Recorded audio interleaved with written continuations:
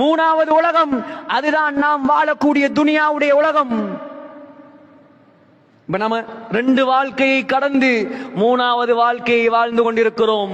4வது உலகம் ஆலமுல் பர்ஸக், கபருடைய வாழ்க்கை. அது ஒரு தனிப்பாடம். இன்றைய தலைப்பு உண்மையில் பேசுவதற்கு நேரம் போதாது. மரணமும் மறுமையும். மரணத்தை பேச வேண்டும் 1 மாதத்துக்கு, மறுமையை பேச வேண்டும் 1 வருடத்துக்கு. அவ்வளவு விடயங்கள் இருக்குது மறுமையில். கபரை பேச நேரம் இல்லை. 4வது உலகம் என்ன? கபர். 5வது உலகம் என்ன? ஆலமுல் ஆகிரா.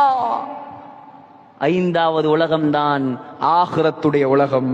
சகோதரர்களே, மௌத்தாகுவோம். நீங்கள் மரணிப்பீர்கள், நான் மரணிப்பேன். உக்கி மண்ணோடு மண்ணாய் கபருக்குள் வாழ்ந்து ஒரு நாள் வரும்.